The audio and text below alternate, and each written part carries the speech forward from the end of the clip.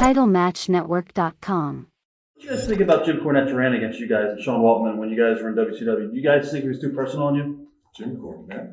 He went on TV, on WWE TV, and went off on you guys. Yeah, I actually took no offense to it because I knew at that time nobody was watching the show. I didn't even hear about it. No, he said one barely time he said we that. were- Man, that was the one he said I had like 3 moves. I'm thinking, fuck, man, did I add one? Do you guys feel that WCW would have been successful without you guys if you guys never came in? Do you think they would have reached that? Yeah, because they were doing that whole fucking Dungeon of Doom, Curtis fucking brother, my brother. Oh, and coming soon, Glacier. And they had that fucking deal where the Yeti battled Giant, the super trucks on top of Kobo. Yeah, they were going in the right direction. So I gotta say, fuck yeah, it'd have been good shit. The whole alimony angle with Flair and Mons and that's I always thought Alex Wright was completely confused. Das Wunderkind was a wonderful lover. That's what I never understood about WCW when they got there. It was like, one time Sting did an interview and said, "You're a dead man to me." And I went there and said, "Man, what am I going to tell my son if he watches the show? Sting wants to kill his dad. Like, you're not going to kill me. It's about winning and losing."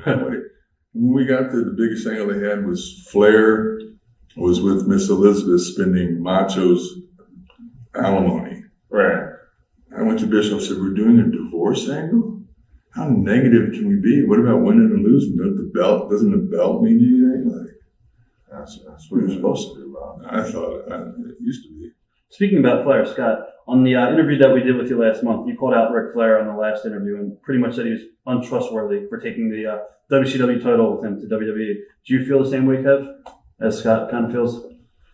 Yeah, I think that's bad business. I don't know. Anytime I've ever left an organization or anything, I've always, when I told Vince I was leaving to go to WCW, I said I'd do some favors on the way out because those were my friends that I was leaving the locker room.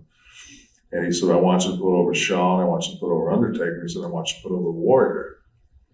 And Warrior just came in. I said, no, man, I ain't putting him over because he hadn't been in the trenches with us. But the other 2 guys, I said, "I'll put him over dead in the middle with the finish. I don't have a problem with that." And I did. See, I've never had a problem doing that, but,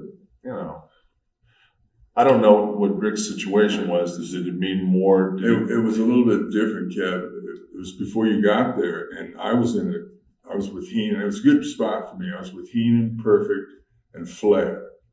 And I was going to screw Mach, and he was going to drop the strap to Flair. And I had some heat with Flair from WCW when he was burying me on TV when he was a booker. Right. And so I'm sitting there, we're in a little meeting with Vince, and he's running by what's going to happen. He goes, "Anybody have any questions?" I was about to go, "Yeah, you sure you want to give this guy your belt? Because he came to your company with the other company's belt." Right. I was going to say it because I didn't like Flair, and he's not my boss anymore, and I'm a prick. No! Well, rumor has it. So Kurt gave me the office, like, just tap me on the foot, like, don't say it. So I let it go. Yeah. Do you guys think it's time for Flair to step aside because he's still on TV and stuff? Or I think he still gets a good reaction. If you look at the talent that they have, it was years ago, but I remember being in Philly one time and looking around the locker room going, "God, I think the card was messed up, so they were making substitutions." I was looking around going, "God, who can I work with?" Looking around the locker room going, "Wow, that's Ric Flair." Say what you want about him. Oh, he's past his prime. Oh, he doesn't look good, whatever. He's still Ric Flair. Yeah, I still think he's one of their top 4 or 5 guys. I insisted on taking a figure 4 right in the middle. Are you guys surprised that Goldberg speaks negatively about you guys? And he said that you guys tried to sabotage him.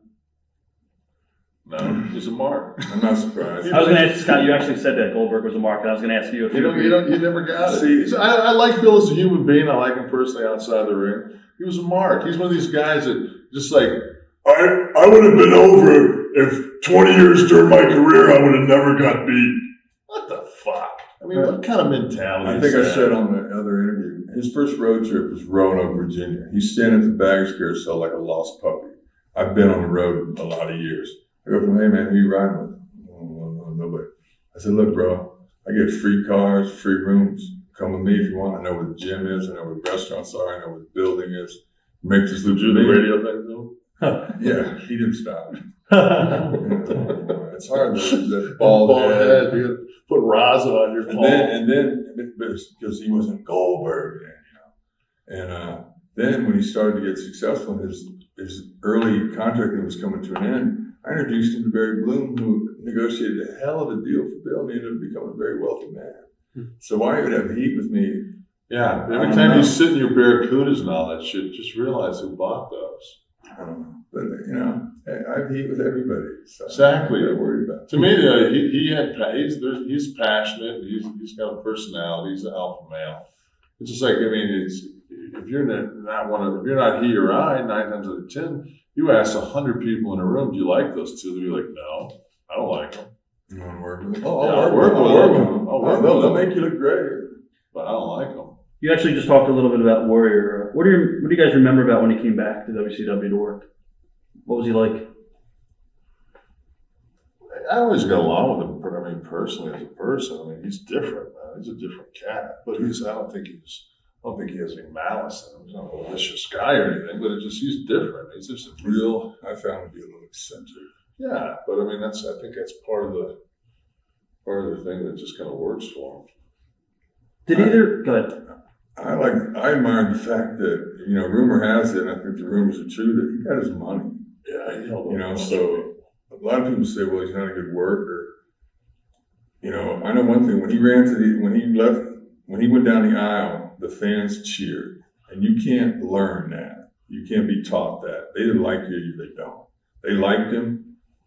He was real limited in what he did, but just book him with the right person. He knew his limitations. Yeah, and he got paid.